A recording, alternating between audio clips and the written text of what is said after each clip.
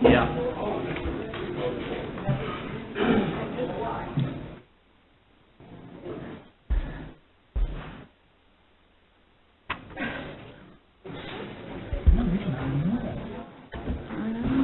He waited till it quit raining.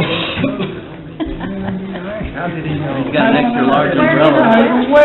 You're not wet. I know, it just stopped, I timed it. All right. Divine intervention. I'd like to call the meeting to order at this time. Ed Beach will be leading us in the Pledge of Allegiance, followed by prayer.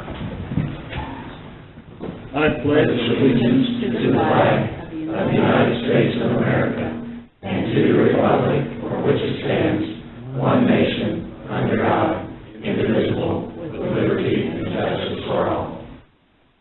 Mighty Lord, tonight we send out a special prayer. Ask you to enfold all of the victims of the tornadoes, terrible weather that we've been experiencing, and hold them up. Help them to get through the ordeal that they are facing. Help us tonight to do the right things for all of the citizens of Boonville. In Jesus' name we pray. Amen.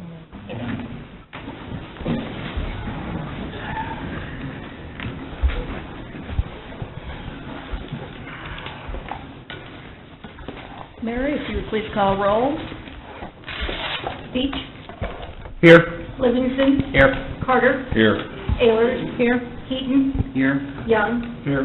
Kelly, Here. Hurst. Here. Thank you very much. Hearing of citizens' comments at this time, I would ask if you have public comments you would like to make, if you would please go to the podium, state your name, and sign the roster with your name and the ward you live in. Now it's time to do that.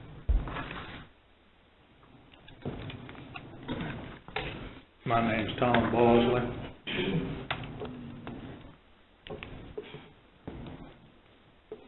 I live in Ward 4.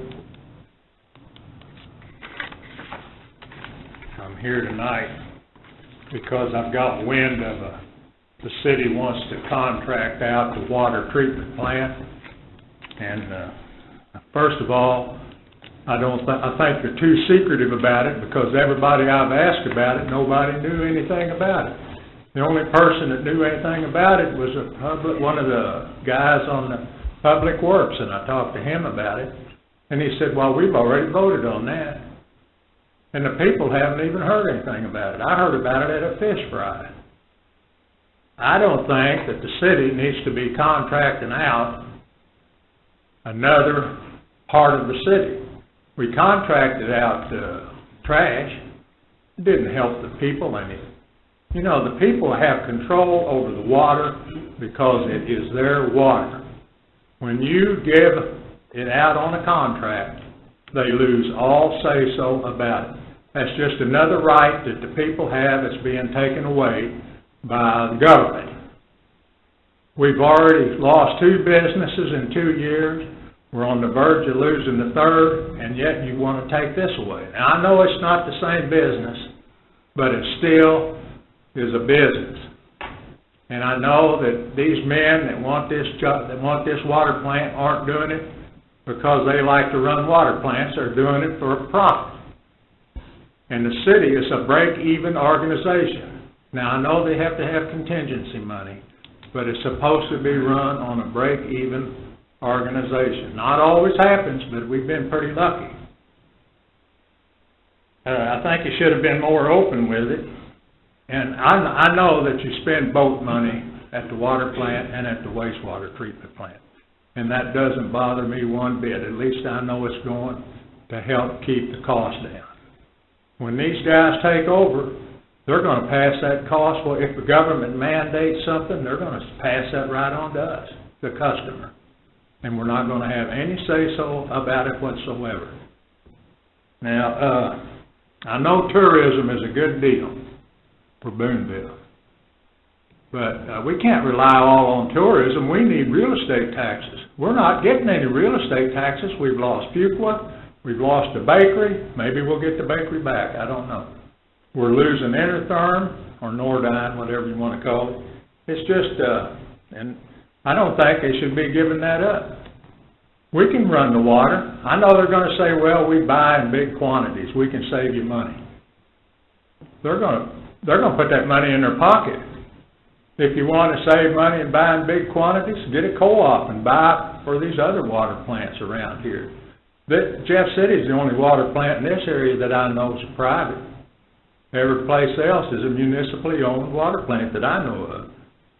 And I just hate for the people to give up another thing, you know. At least if the people get down on the water plant, they've got a say in it. If they get down on the water plant when this company's running it, they don't have diddly to say about it. And that's all I've got. Okay, thank you, Tom. Thank you. Any other public comments at this time?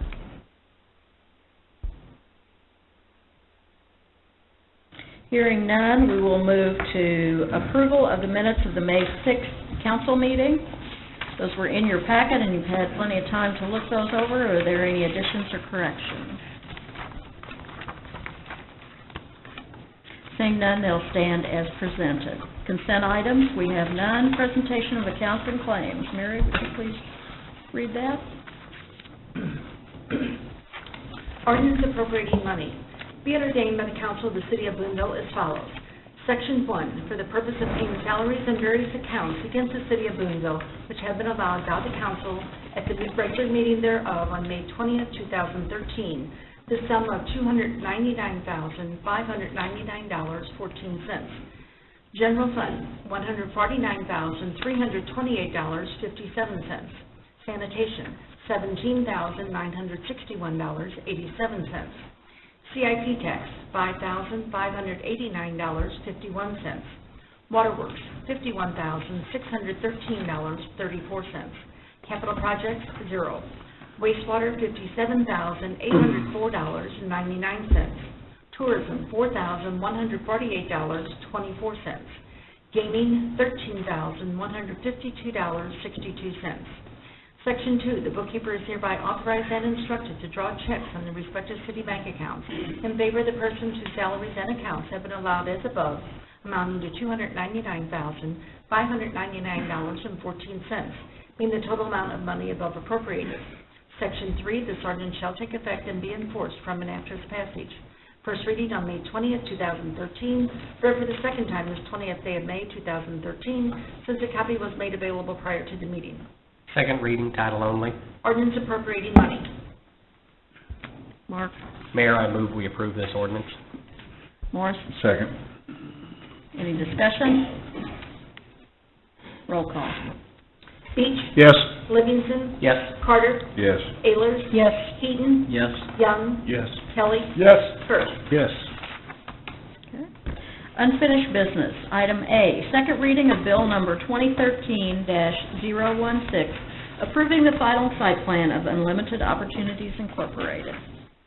An ordinance of the City of Boonville, Missouri, approving the final site plan of Unlimited Opportunities Incorporated at 1620 West Ashley Road, Boonville, Cooper County, Missouri, providing an effective date therefore and repealing all ordinances in conflict with this ordinance. I'd like to entertain a motion. Mark? Mayor, I move we approve this ordinance. Morris? Second. Okay. Does staff have any comments before we go into our comment section? I do. There were 6 contingent items that the Planning and Zoning Commission had recommended completed between their review and the City Council approval. And we have moved a long way to getting there. We're not totally done, but we've got verification of the additional land purchase on the south side on May 9th. They closed on the property. Also have an easement recorded for the joint driveway for CMP Properties on the south side, so they have access to their property. Great Rivers has provided the city with the updated specifications on the lift station valve box, and that has been reviewed by Scott Vogler. They've also provided the lift station pump calculations, which have been reviewed and approved by Scott. We have the copy of the DNR lift station sewer design permit that has been received. The city and the UOI staff are still, we have verbal agreement on the lift station operations and, maintenance agreement. with access to the lift station. We have not finalized that into a formal document, which I am drafting. We also need to finalize the city access to the city welcome sign. And frankly, I think that I'd like to see us get a little further along with the site plan and the grading before we define where that is, once the site is set, so we're able to really make sure that we want the sign to be where we think we want the sign. UOI has given us permission to move that welcome sign on their property, so we are in agreement on that. It's a matter of location, so I really don't want to finalize that until we get a little further along. And UOI staff has committed to maintenance of the stormwater facilities, and again, I think we need to get a little further along on that to make sure once we see it, that Steve and their on-site, Steve Haig, our building inspector, and their on-site maintenance person can agree to a plan. They have committed to that. We have not written that up. So what I recommend, if the city council is so inclined to approve the final site plan, the plan meets all the requirements, and I would like to make it the occupancy permit contingent upon completion of the agreement, the two access easements, and the maintenance plan. Okay. Did I do all right with that, ML and Steve? Earl, did you have any comments? Questions from the council or comments? Noah? What type of sewer system is this facility gonna have, or the water? Is it the upgraded, the storm water? Yes, Yeah. yes, it is the upgraded. This is the first of its kind that we know of in Boonville that have a concrete barrier wall with the slit in the middle and the downstream erosion control and so forth. And we all like the design. Scott opined that he thought it would be effective, and it looks like a good plan. We've just never seen it done, and we're not familiar with what the maintenance requirements are truly going to be. So we want to just kind of make sure that we understand and what scheduling and what kind of maintenance to keep that. Because as we know, the stormwater control basins and a few other opportunities we have in Boonville need some maintenance. Okay. So this Staff is- satisfied with this one? Yes. Any other questions? Comments? Roll call. Oh, Oh, hold on. you had another Do one? we need to make a motion then? Oh, to accept her recommendation. Accept Oh, I'm her sorry. recommendation. I'm sorry. So it's like it is, but with Megan's recommendations that staff approve. Is it just number 6? Is all those entwined in number 6? And there was a verbal agreement in 5. Number 5 and number 6, except for the joint driveway, already have that access easement. Mhm. And those items are subject to, occupancy permit is subject to those items being approved by staff. Completed prior to that. Mhm. So are you making that motion? I am. I'll second. Okay. Comments or discussion on the second motion? Okay, we'll vote first on the amendment to make it contingent on the 6 contingent, You got it, 5 and 6 now. You got it. okay, roll call. Beach, Yes. Livingston. Yes. Carter. Yes. Ayers. Yes. Heaton, Yes. Young, Yes. Kelly, Yes. Hurt. Yes. Okay, now this will be on the amended motion to accept the final site plan of Unlimited Opportunities, as amended. Did we just vote on the amendment? We voted on the amendment, this is to vote on the original. Yeah, okay. Beach, Yes. Livingston. Yes. Carter. Yes. Ayers. Yes. Heaton, Yes. Young, Yes. Kelly, Yes. Hurt. Yes. Okay, thank you very much. You can throw confetti up now, Jennifer, if you want to. Okay. congratulations and good luck, and I hope it stops raining immediately so that you Well, can I'm get glad to it work. worked because I needed some. Okay. Item B, second reading of bill number 2013-017, authorizing conditions of settlement agreement of the Missouri State Operating Permit for the wastewater treatment plant with the Missouri Department of Natural Resources.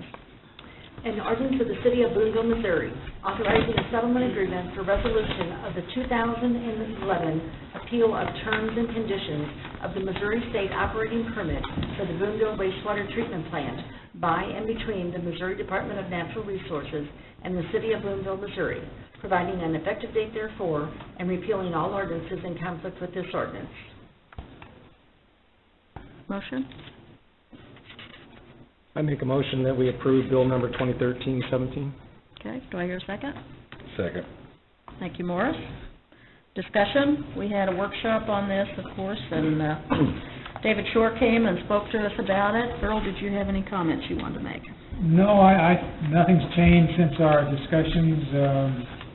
I think we've been through it enough times, everybody has a pretty good grasp on it, and I think it allows us to chart our course and arrange financing as we go, and I think it's a good settlement that allows us to function for a number of years without any real surprises. Okay. Any questions or comments? Roll call. Beach, Yes. Livingston, Yes. Carter, Yes. Ayers, Yes. Heaton, Yes. Young, Yes. Kelly, Yes. Hurt. Yes. Item C, continued discussion on location of Central Missouri Cancer Memorial Park. Not sure if that's in the right order. Earl? I think I sent you all my memo three meetings ago. This was the response that I think you requested from the board, from their board, sort of to express their preferences. It came in just after our last packet, so we didn't force it onto the agenda then, and the memo speaks for itself. I don't know if they have any representatives here this evening or not.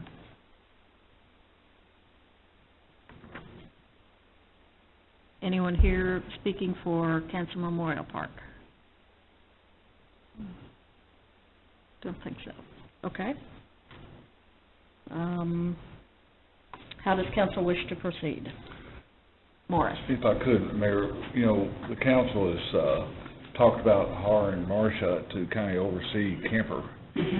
So until we make a final decision on that and figure out which direction we're going on Kemper, I like for this to be laid over until we can bring Marcia in and get some ideas and her viewpoints on it. Okay. How does the rest of council feel? So I'll make a motion, we table this until a later date. Okay. There's a second? Well, point of order. I was gonna say point of order too. Yeah. We need some discussion, an opportunity for us to discuss it before it's just laid over. Okay. Do you want to withdraw your table for, I didn't. I can't hear waves. okay, would you speak up, please? Yeah. The council, I think, would like an opportunity to discuss this before it's laid over. I mean, there's 8 of us here. I think, everybody should have an opportunity to speak before we just decide to table it. But the point of order for me was there's no motion on the table for you to table. So your suggestion to lay it over, we can simply lay it over without any kind of motion because there's no motion on the table. But Noah makes a good point. We received a communication from these folks, and we probably ought to at least discuss this. But my feeling is the same, or it's similar to what Morris has already spoken, Mayor. I think we need to give the Marcia and the folks that she's going to gather around her an opportunity to look at this and the other things that we've been discussing on Kemper, so that we have an approach that fits with what we're committed to do. Any other discussion? Yeah, I have a comment. Yes. As far as that recommendation on Marcia, I see her responsibility to us a little differently than you may, and that could be that I'm behind the curve on this. I believe Marcia's helping us with fundraising with two particular and distinct recommendations on the board right now with two buildings, maybe two buildings, at least one building in the near future. And there might be a longer-term vision that she might get involved with as well, but that may be so long that it doesn't really, all it does is put this in an indefinite loop. I think what we ought to do is give our best perspective of what we see the future of Kemper right now, and I know it could change, and whether that fits their recommendation or not, or whether they should look for an alternative site if we say no to Kemper. And that's where I think we ought to give them an idea on whether this is a good idea or not a good idea right now. And I would like to say that I don't think that you can judge with Kemper's unknown future that is necessarily going to be a serene and tranquil place. There might be some evolution that will make it not so serene and tranquil as they see it today, because it's very underused at this point. So I am not a fan of these two locations. I'm not saying it couldn't work. I just don't see it right now without having a long-term vision come forward. Now, Marcia might be the answer to that. It may be something a little more outside of Marcia's view. That's all I'm saying. I wouldn't want to put it on her shoulders. Morris? One thing, we gave them, or the council itself rejected Kemper.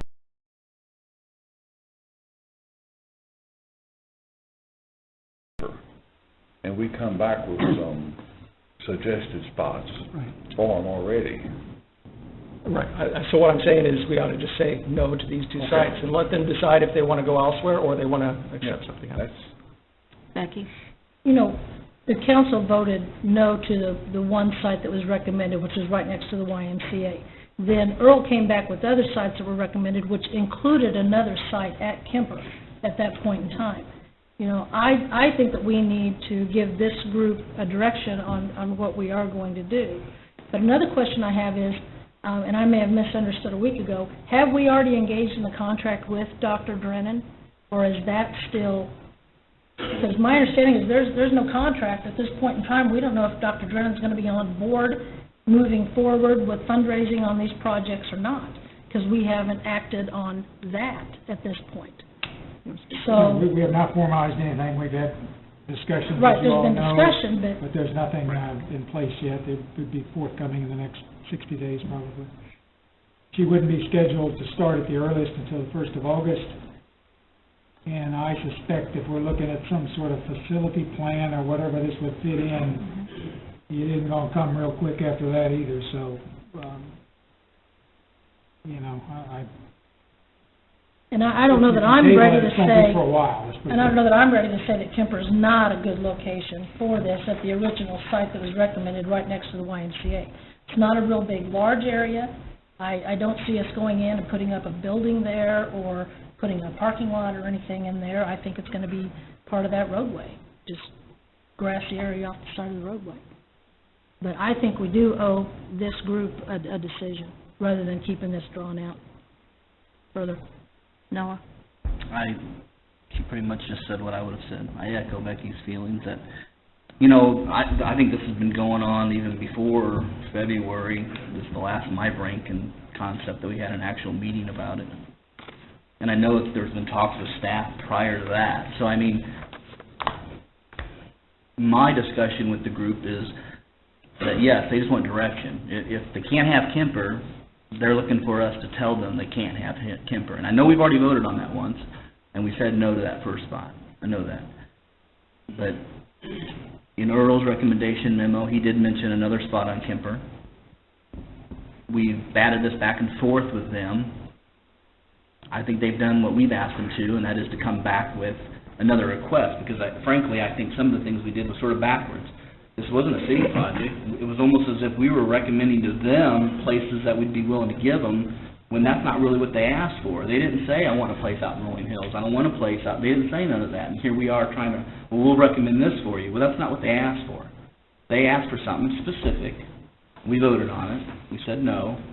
There's been some more talks in the meantime. They've come back with another specific memo asking for something. I think they deserve a vote They deserve, a vote is our ultimate direction.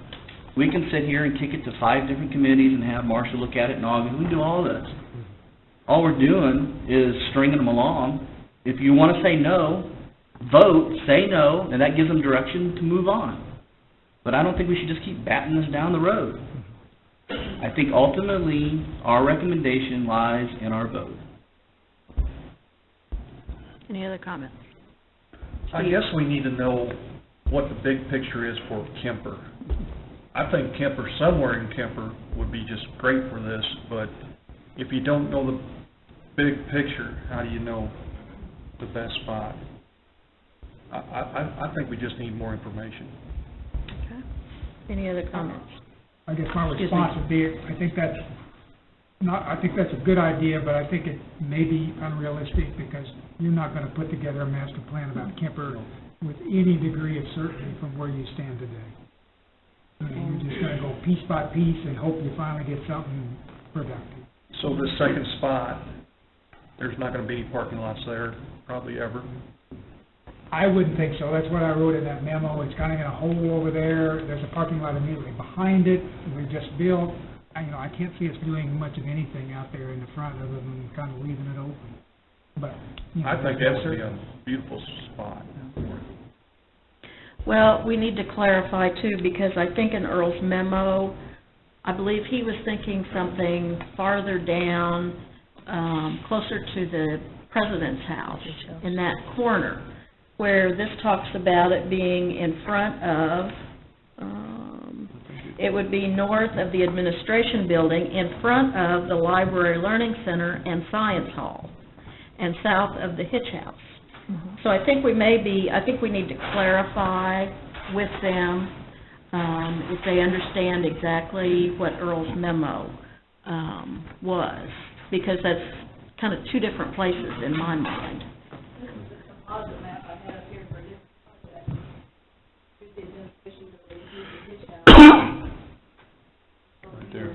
Yes, I was toward the north end. We're not going to hug the property line, of course, or anything in there. We need a buffer there, but it's certainly not going to impact much into the front of Science Hall. There's a gap there between the end of the property and Science Hall. It might be a little bit, depending on what shape they end up with, but certainly not in front of the Library Learning Center. Right. Mark?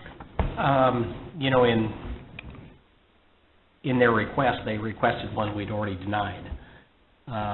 So I guess that's their answer, is it's already been denied once. Second of all, I'm not opposed to the other location. What I would like to see is maybe their space conceptual locations, so that we can look at that map and say, well, could you move it 10 feet there, or could you move, I'm not opposed to it.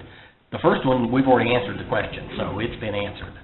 But the second site, I'd be willing to look at some conceptual locations, and we could manipulate, if we're inclined to that, or, and so I think that would be my comment, is that the first one, in my opinion, is already out, and was out when they probably prepared this memo.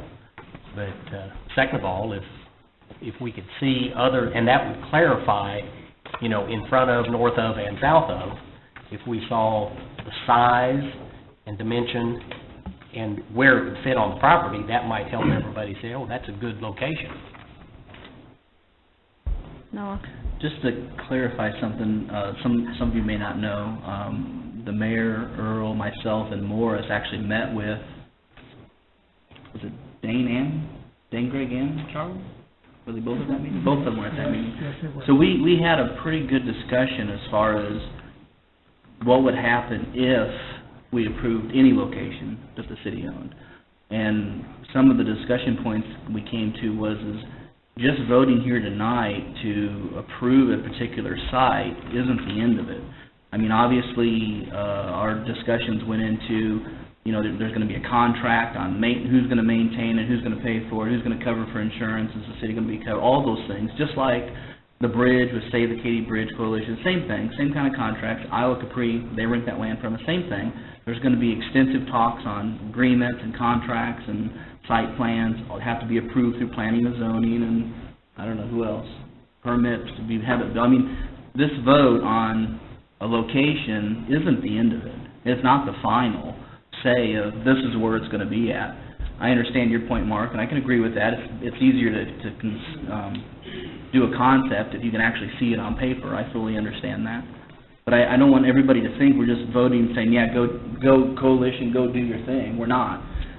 We're trying to decide on a location that they can start fundraising on, they can start drawing up plans for, and of course, they have to take all the same steps anybody else is going to, through planning and zoning, through city staff. I don't know, it might even have to come back through us again to be approved, I don't know. We can always make it subject to that too.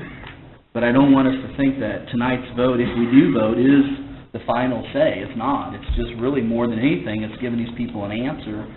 Yes, we're okay with this location, go fundraise and get your stuff approved through the city and we'll move forward with it. Or no, everything you've said to this point we're not okay with, either go somewhere else and look or come back if a city owns another property you're interested in. Mike? I hear what you're saying, but I think that once you open the door, it's going to be hard to close it. Mm-hmm. And I'll just say this point blank, I'm not a fan of it being at Kemper at all. I see a future use of that that's different than a place that is potentially holy ground you'll never touch and is not necessarily an integral part of its planned future. So I don't like the idea of it going there. We have other parks and other locations. I don't think that that's where we need to have a place where you don't touch the ground. Okay, so how do you want to proceed?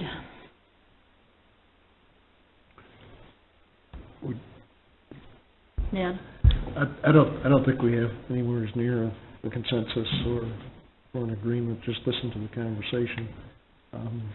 I think Earl's intuition probably was close with regard to that being maybe a decent location on Kemper, if you choose to do Kemper. And Mike makes a good point. Kemper's got a huge tradition. There's a lot about what is there that we want to hold and we think is sacred. Without a consensus, I don't think we go any further. So what do we do? Do we hand it off? Do we think about it for 2 weeks and come back to it at the next meeting? I think that's probably up to you to lead us to that. Okay. Well, why don't, any other comments? I'd like to see a drawing of what it's going to look like and how big it's going to be.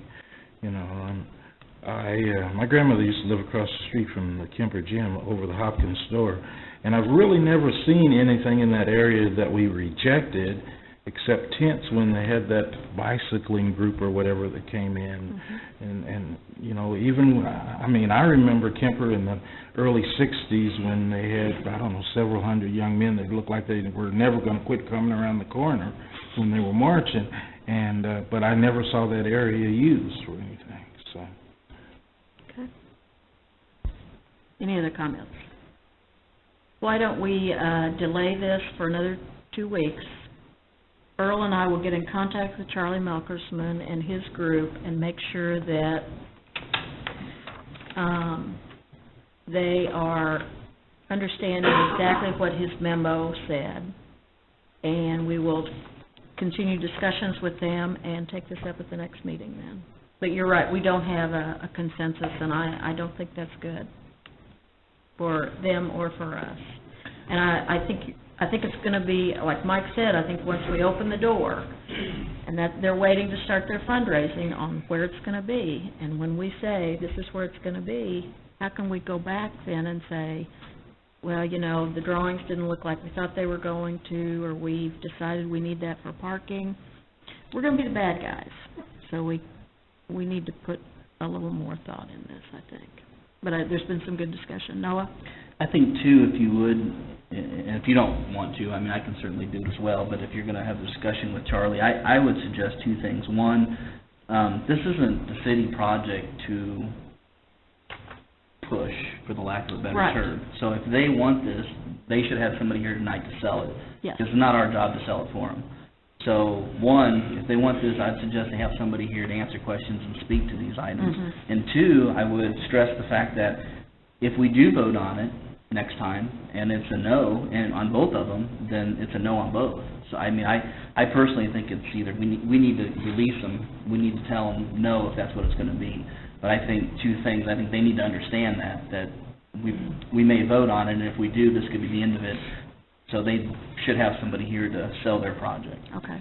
In Charlie Melkersman's defense, I believe there's a special school board There was. meeting this evening, so I don't think he found a way to be in two places No, at once. I understand. So I think he's still trying, but hasn't mastered that one yet.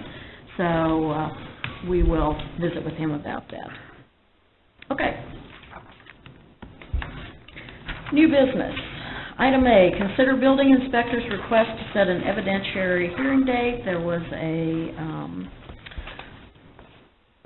was there a letter? I don't have mine's not coming to the top Yeah, yet. there's a memo. Steve Haig has sent a memo to Earl and myself requesting a dangerous building hearing, and being set for Monday, June the 17th at 6:15. So I would like to have a motion that be set. So moved. Thank you, Mike. Second? I believe Noah has here. Second. Discussion? And this is for a property on Rural Street. I think Steve's been working pretty hard on this one. Commercial, okay. Discussion? Roll call. Beach, Yes. Livingston, Yes. Carter, Yes. Ayers, Yes. Eaton, Yes? Young, Yes. Kelly, Yes. Hurd. Yes. Item B, first reading of bill number 2013-018, authorizing a professional service agreement between the City of Boonville and Alliance Water Resources Incorporated. An ordinance of the City of Boonville, Missouri, authorizing a professional services agreement for the management, operations, and maintenance of the water treatment plant by and between the City of Boonville, Missouri and Alliance Water Resources Incorporated, providing an effective date therefore, and repealing all ordinances in conflict with this ordinance. Okay. Do I hear a excuse me, that's a first reading. We do have comments on there. Earl, do you want to make some comments? Yes, I think I wrote you a memo on the topic, contrary to previous comments. I think we have been talking about this in one form or another for 6 months. The memo pretty much reflects that, and I'd also refer you to the whereases in the ordinance. As I said, I wrote those myself, and I think those capture what we're trying to accomplish here. So for tonight, we kind of went about it to start to see if the money worked. Then we looked into the terms of the contract, so we've come to general agreements on those in what I consider a satisfactory state. So I thought it would be useful at this point to let you learn a little bit more about the company and so forth, and then we'll follow that up with some comments that ML will provide on reference checks. So I believe Sandy is here from Alliance as well, as she can introduce the rest of her group. And this will kind of give you an introduction to the company itself. I think you'll find that they're sort of the right size for us, and hopefully, Sandy. Thank you. My name is Sandy Neal. I'm Vice President for Alliance Water Resources and the Director of Business Development and Human Resources. I have with me this evening Mr. Dale Wagner in the yellow shirt. Dale is the president of our company, and Mr. Gary Johnson in the gray shirt sitting there next to Todd. Gary is the what we call a division manager, and is the manager who would be assigned to work with the City of Boonville if you should decide to proceed with hiring us. Just to give you a little background about our company, we're a privately held Missouri corporation. We were originally incorporated as Mid-Missouri Engineering in 1976. We changed our name in 1983, but we didn't have a change in ownership or services provided at that time. And the company's been continuously owned by company management, so everybody who's a manager is working for the company. We've been providing professional water and wastewater operations and management services continuously since 1978, so we're a well-established Columbia. Our headquarters are in Columbia, Missouri, just down the road. And we believe that if the city chooses, if you decided to go forward with hiring us, there's some real benefits to you and to the water treatment facilities.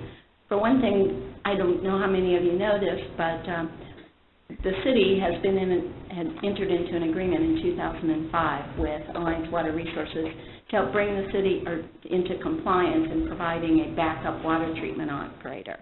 So since that time, we've had an operator who's been prepared he visits, or there's actually a couple of our operators who've visited your plant a couple of times a year, tours the facilities with Mr. Bosley a couple of times a year to familiarize themselves. So in the event that he's not available or some emergency situation arises, you would have backup services available to you. If you were to hire us, we would immediately be able to make sure that you had 3 A-licensed operators on site. A license is what your water plant requires. We would be bringing, with Mr. Johnson in particular, an experienced utility systems manager, and I'm going to give you some information for you to read and take home with you and think about, and in this are his credentials as well as the credentials of the other management staff and management staff. There are the possibility of volume discounts and purchasing power for chemicals because we provide services to multiple municipalities and water and sewer districts throughout the state of Missouri. And we also have professional registered engineers on our staff and experienced utility managers who can help you with an evaluation of your capital project needs. So when you're hiring engineering services, we don't provide design engineering services, but we have engineers on our staff who can sit on your side of the table and help you evaluate what's being presented to you by engineering firms. We have a very good relationship with the regulatory agencies, with the Department of Natural Resources, and in fact, we frequently have a very positive inspection record, and in fact, not too long ago had what we were told was the only inspection record by the Department of Natural Resources at our City of St. Genevieve water treatment plant, where there were no significant, I'm losing the word, no significant issues. Basically, thumbs up, and they didn't know no one could ever remember that happening anywhere, so we're pretty proud of that, even though I can't even remember what it was called. We have about 254 employees on our last payroll. The majority of those employees are located within the communities that we serve. There's about 15 people who actually work out of the Columbia office, and that's the president and the accounting and computing and human resources and regulatory compliance and safety support for all of those locations. The other thing we're pretty proud of is we have an employee training program that we call Alliance Academy. And if we were to come to work for the city of Boonville, not only would the individuals who work for us here with the city have access to that training as an employee benefit, but we would extend that training to the other city employees. And while many of the courses are in water and wastewater, many of those courses are also in electrical and safety and PLCs and computer basics and the kinds of things that anybody in public works might need those skills. Earl told me I had about 5 minutes, so I always have a tendency to go over my time. I want to give you, again, some information that highlights our qualifications. Thanks, Sandy. Thank you, Sandy.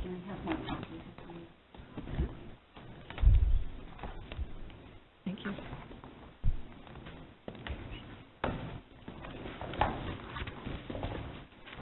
You'll see when you thumb through the tabs, you'll see some information in Section 1 that just sort of gives you some background about our company.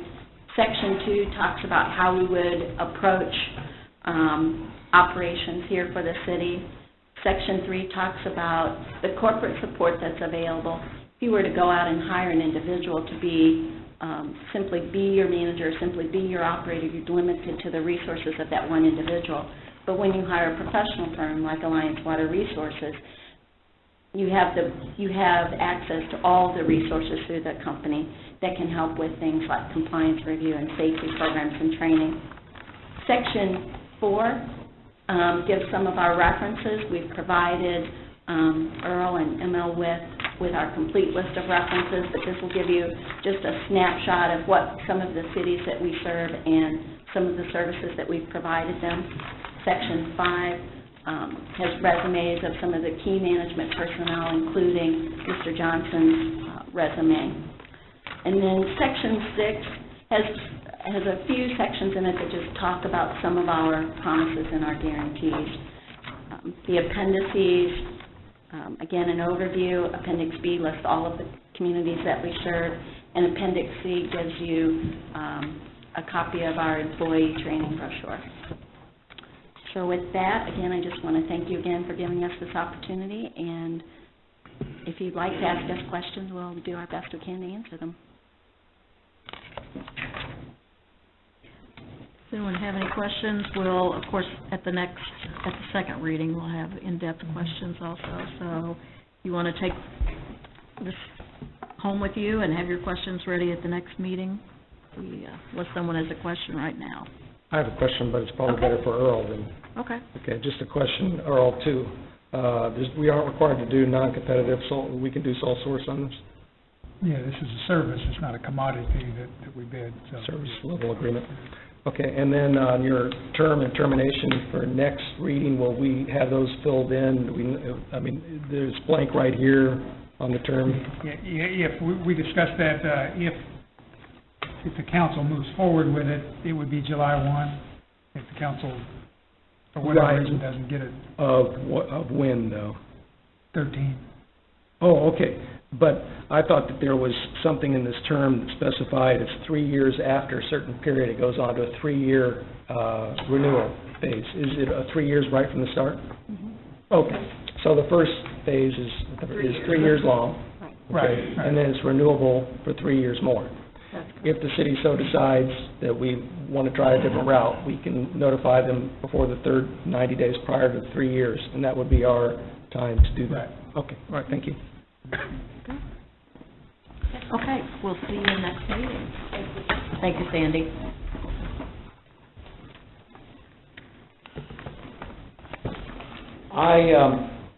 I went through the references that I knew that Alliance had worked for. I chose 3 systems that were similar in size to us: Nevada, Missouri, St. Genevieve, and Henry County Public Water Supply District. I spoke to the city manager in Nevada, Missouri, and I spoke to the city administrator in St. Genevieve, and I spoke to the board president in Henry County. I didn't have any specific questions.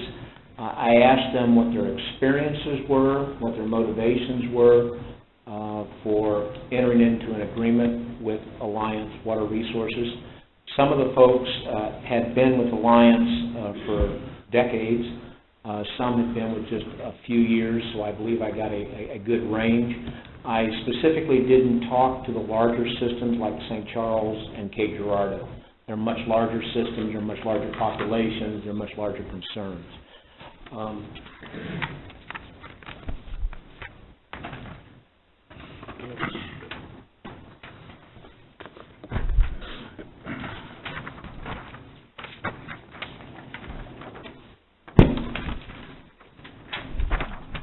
Thank you.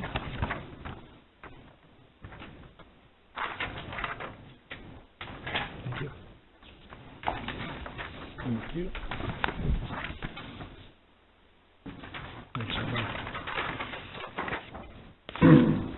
On the back, I put bullets, if you will. I didn't do, or I attempted to not do direct quotes. I don't think that was fair. It would be fair to the individuals I had spoken to. You can see in St. Genevieve is a little smaller system than ours.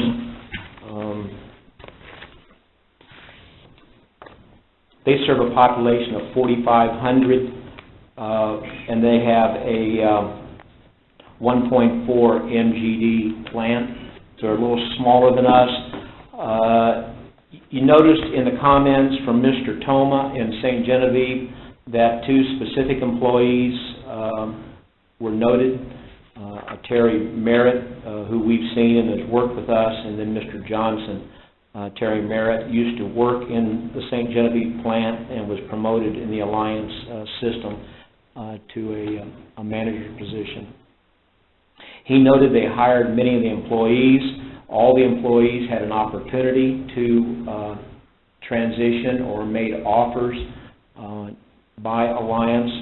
A couple of the employees declined for personal reasons, for whatever reason that was. In Mr. Thoma's opinion, the employees had a brighter future with Alliance, primarily because of access to training resources. You can imagine in a town the size of 4,500, it might be difficult for them to afford all the training opportunities in excess of the very minimum.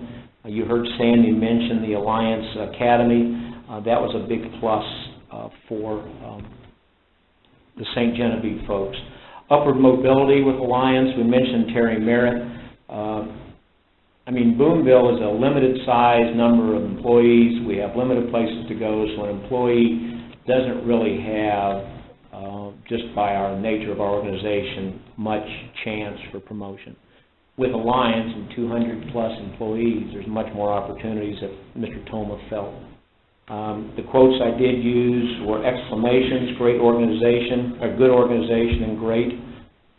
He noted that besides running the plant, he used the term contiguous liability. He was impressed with Alliance's standing before the green table, is a term that we used to use, I guess, in the Navy then, Mr. Kelly. They stood up for the responsibility for operating the plant. He noticed that peace of mind is something you need to apply value to.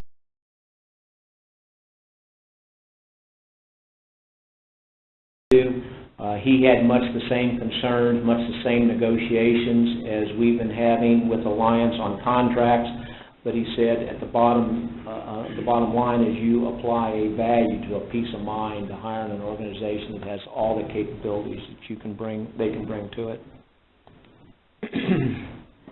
He also made note of provided efficiencies, and because of Alliance's improved record keeping, data keeping, they gave much more confidence in rate increases.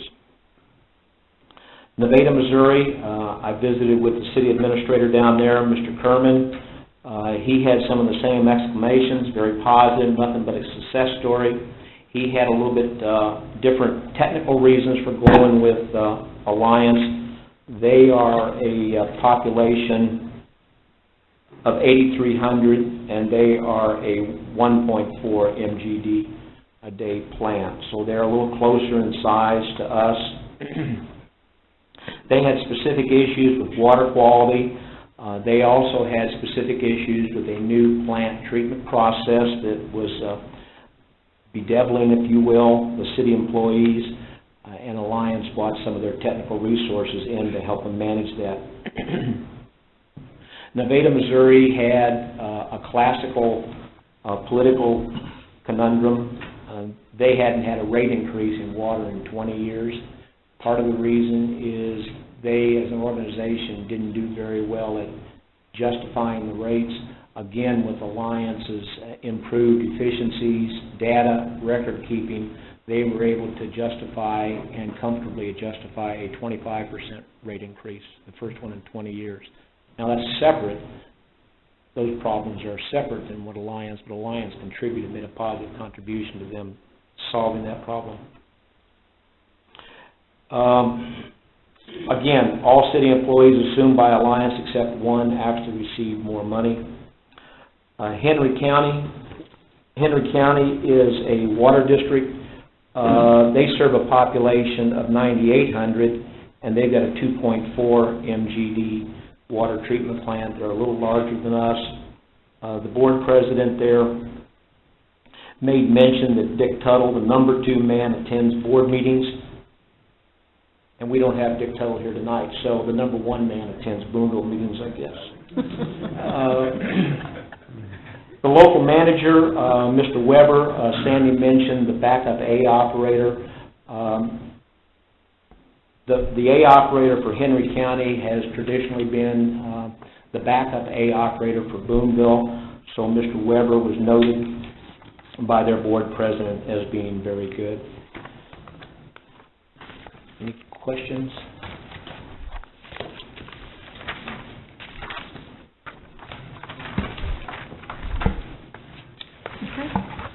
Thank you, Mel, for that summary. Anything else? We will move along then to item C, in situ form proposal approval. You had a memorandum from ML to Earl in your packet regarding the in situ form bid and the plans for that. And we are looking for approval for the original $109,000, is that correct, ML? You want to That's talk right. about this too? Remember, the point of our, and it's called sewer rehab in your budget book, the point of our in situ form or cured-in-place pipe project is to cover as much ground as we can. So unlike a normal bid process, where I want to come in as cheaply and use as little of the money I have assigned, I want to cover as much ground and use as much money as I have budgeted. We had put together a list based on last year's figures, and when the proposal actually came back, we were high and the figures were low. So I think we're going to put together a supplemental list of manholes to coat, and we'll go with this proposal to cover the pipe in our first list of manholes, and then as we get into the project and get further down, we will go to in situ form with this secondary list of manholes to use a little bit more of our money. My target is to use about $115,000 of the $120,000. I've got to keep a little money back in case we have to do what's called point repairs. There may, as we do more in-depth inspection, there may be pieces of pipe they can't get the cured-in-place pipeliner through, and we'll have to dig up and repair that. So I need to keep a little money for those sort of contingencies. Any questions for ML? How do we choose which pipes we're going to do? Well, we're better at it now. Initially, and you've heard Earl use this term, low-hanging fruit, we had sections of our sewer system that were so obviously poor, and then we had some cross connections that we were aware of, and we did those first. In the last 2 years, since we have brought on a part-time employee who's dedicated to sewer inspections, we are inspecting more thoroughly the 3 watersheds, and primarily we're concentrating in the Roots Branch watershed. That would be the watershed that goes up the western edge of town, out as far away as Interstate 70 by Caterpillar. And once we had picked off a low-hanging fruit in that watershed and other watersheds, now that we've got Kerry Thompson on board doing a more systematic search, he is searching that watershed and coming up with our list. Our manholes are done the same way. We inspect the pipes from and to a manhole, so we do the inspection at the manhole. And then whenever we're in a manhole for whatever reason, we'll then add an inspection to that manhole. And that's where we come up with our manhole list. Generally speaking, but not always, but generally speaking, we are still concentrating on lining tile pipe, clay tile pipe. There has been some metal, ductile iron, cast iron pipe that we have lined, and the manholes are generally brick manholes, though we have lined some concrete manholes.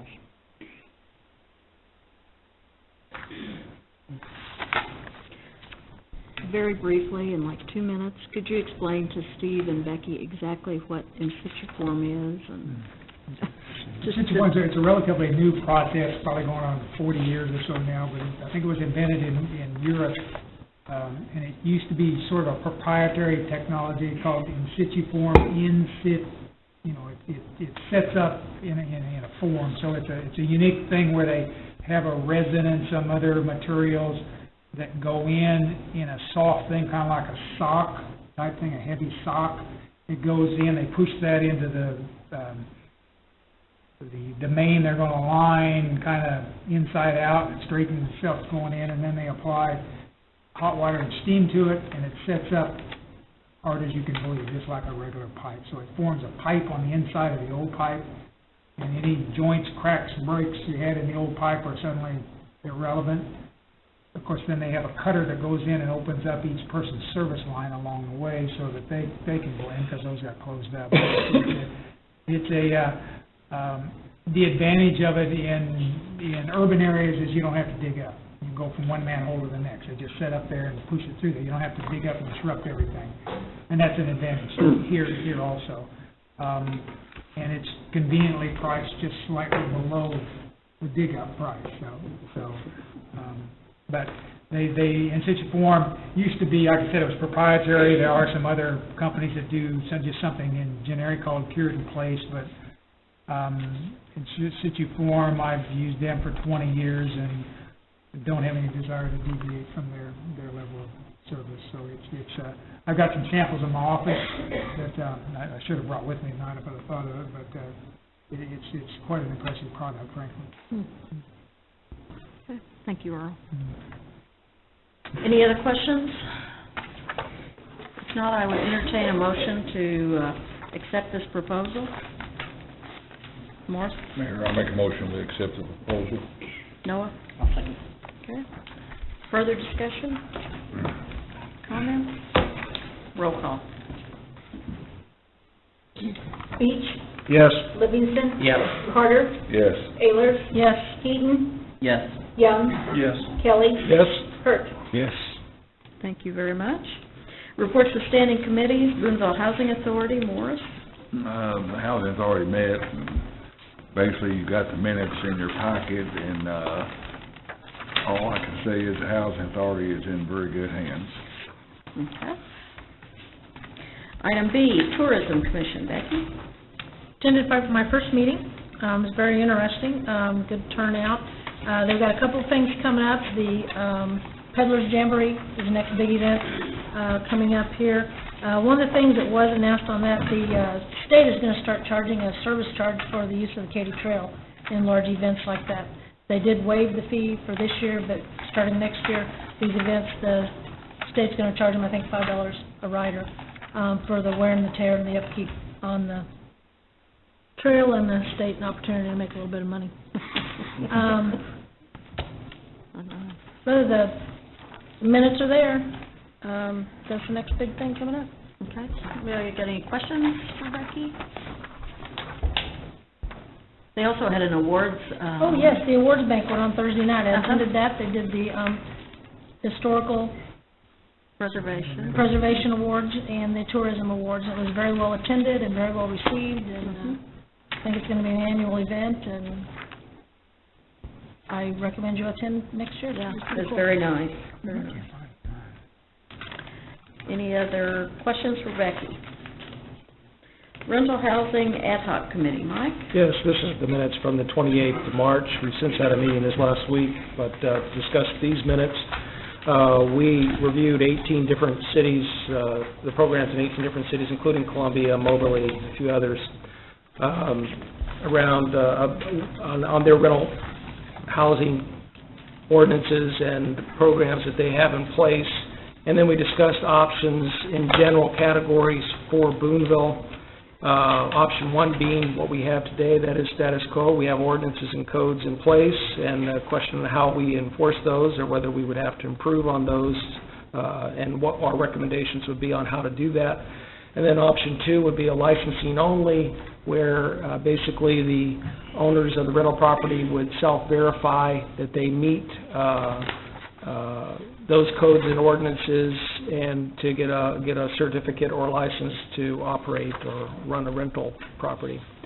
Option three would be licensing much like that, but included required inspections from a certified inspector, be it public or private. City-provided inspector like the way Moberly does it and Columbia does it, or private like many cities throughout the nation have considered doing. Anyway, we discussed those options, and that discussion has been ongoing. We had a meeting this last week, and I'll tell you more about that another time. Any questions for Mike? Reports of city officials, city administrator. Earl? We had it's a work session on the Kemper Science Hall potential project. I wrote you a memo on what I guess my perceptions of the meeting were. There's the role of SFCC, and then I I guess I call it supply-demand issues with the students on the receiving end and on the resulting job end, I guess, so. And then the other one was local funding. I addressed local funding in detail there where I stand on it now, and I'd be prepared to answer any questions on that. The other two issues we passed on to Jim primarily and Marcia vis-a-vis the SFCC, and I think we'll have some response coming from them in the near future that we'll provide to you prior to you having to vote on it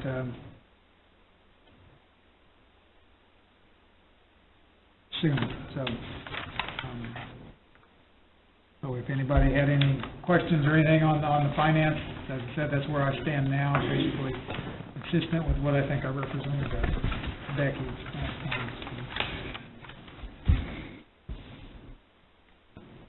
Did you also have in here something about another special meeting you need to have, or? Yeah, if we want to hear a bit of a formal feedback, we threw up some dates to Jim particularly. He's been kind of busy with some personal issues of late, and some graduations and so forth, I think. But I think they indicated that we could maybe have a work session before, at least not later than the next council meeting, prior to that. I don't know, given the holiday coming up, whether it's realistic to think anything else could be scheduled prior to that, but I think that's something we can certainly shoot for. Next council meeting is June 3rd, Monday, June 3rd.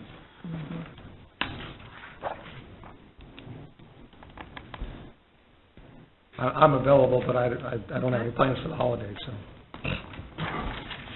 Anyone else have any problems with the work session prior to the next regular council meeting at June 3rd? Everybody be here at 6 o'clock? I can't. I think 6 o'clock. Yeah, my days off are Thursdays and Fridays. Okay.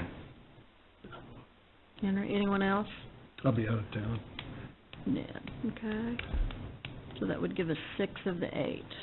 And we're talking the 27th? Talking June 3rd. June 3rd. Prior to the. Oh, prior to the meeting. Can be here? I'll be coming in from Ohio, but I'll be here. Okay, you're a good person. I'll be here. Okay. 6 of the 8, so that would be a quorum. It's just a work session. There's no just be a work session. Okay. Okay. Is that all right with everybody? What time? 6 o'clock. Okay. Is that going to, my understanding was the other deadline was June 7th? Mm-hmm. Oh, yes.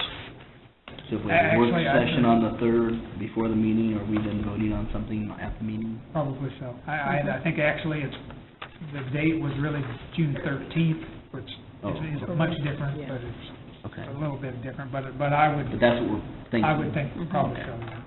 Question. Yes, Mike? How does that affect what Steve Hague has to do with the hearing we just approved? That was for the 17th. 17th, okay. Yeah. Okay. Okay.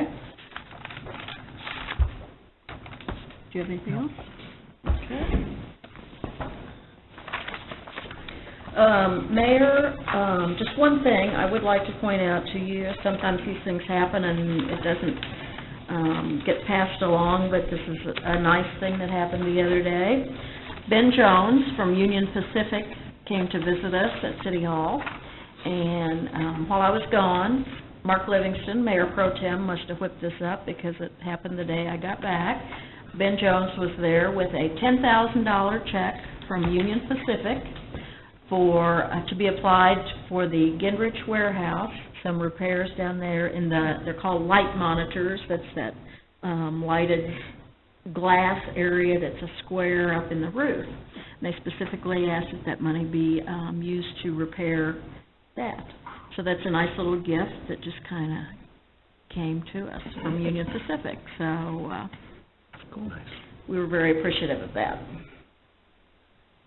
City Councilor. I have nothing this evening. Okay. City Clerk. I have nothing to report. Okay. Miscellaneous. Mayor, that's okay. Go ahead, Henry. I've got a couple things. Okay. One is these, and I've brought this up before, these folks that don't cut their grass habitually. Every year, it's the same people. I got a neighbor on the east side of my house. I cut the front, they never cut the back. And the reason I'm bringing this up tonight is because last year my son was in the shower and he heard something hit the shed behind the shower.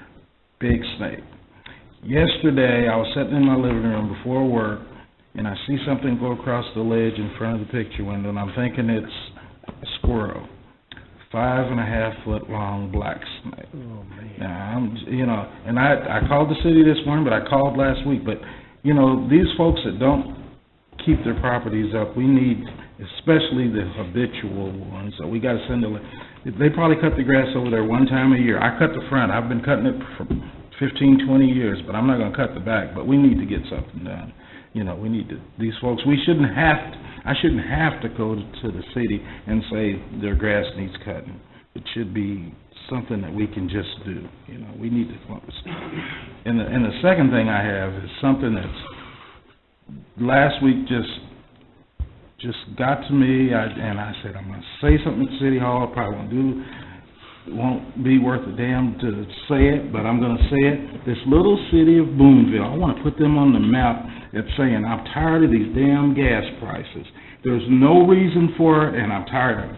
I was in Casey's last year, and there was a district manager in there, and the manager told her, I'll go around and check gas prices in a few minutes to see where we need to go. That's ridiculous. That's price gouging. I don't care what you say. There's no reason for these gas prices to be going up. Like every year when people are ready to go on vacation, these prices go up. There's no reason for it. And I know that, and everybody else in here knows that, but we're all getting screwed at the same time, and it's time for it to stop. It's ridiculous.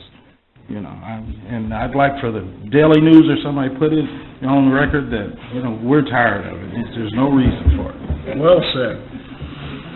That might be a unanimous vote, Henry. Real quickly, to speak to your nuisance, the grass and the cars and all that kind of stuff, if you remember, one of the things in one of the memorandums that Earl sent out was that we were going to kind of start cracking down on that. Mm-hmm. And I believe that has started. I don't know that there's enough that you've seen any effects yet, and it's one of those things that does take a little while to get started. But do you want to speak about that briefly? Well,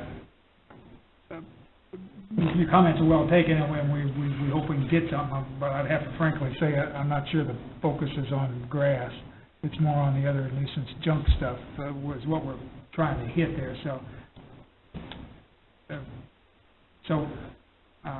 I think Glenn is still over what the piece you're talking about, so I'll visit with him.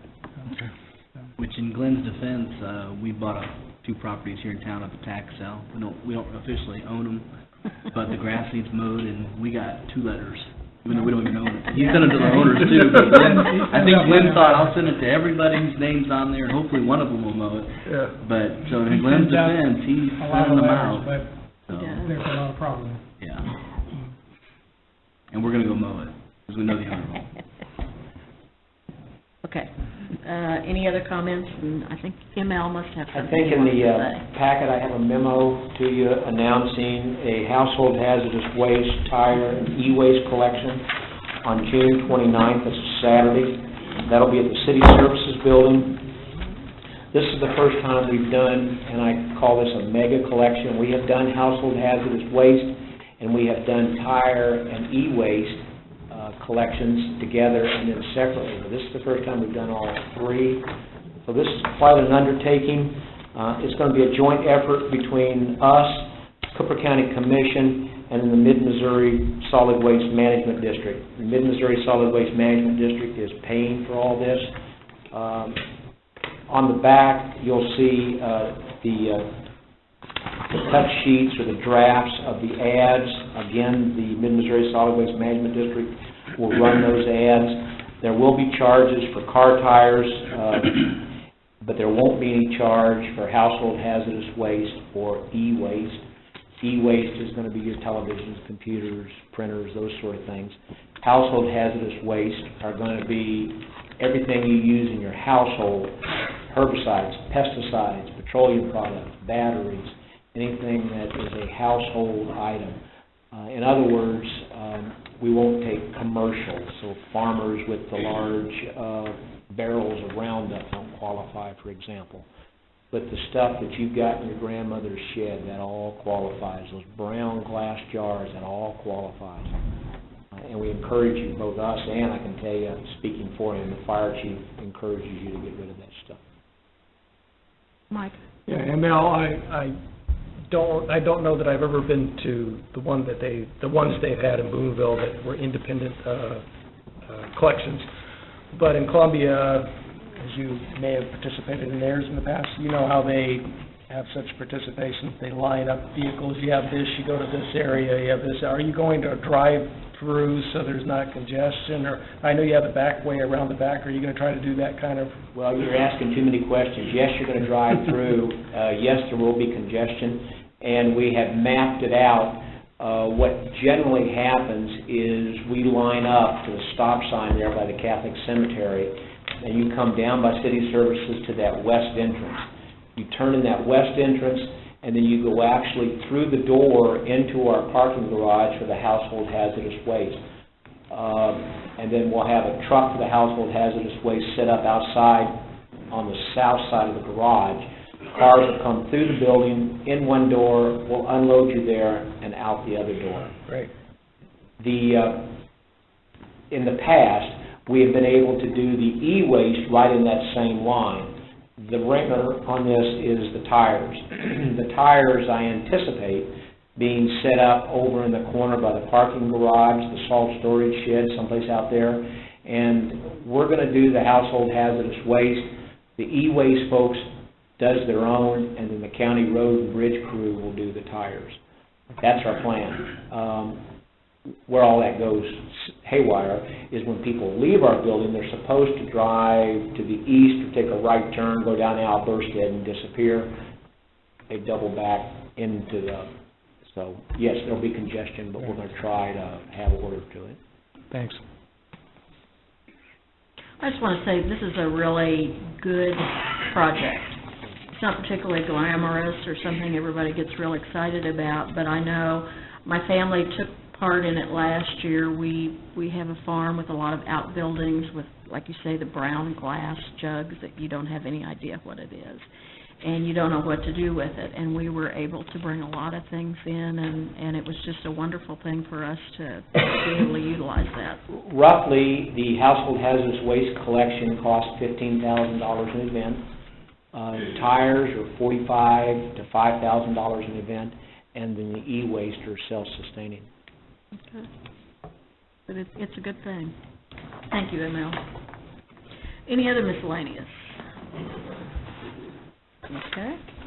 I would entertain a motion to adjourn. So moved. Seconded? We will adjourn.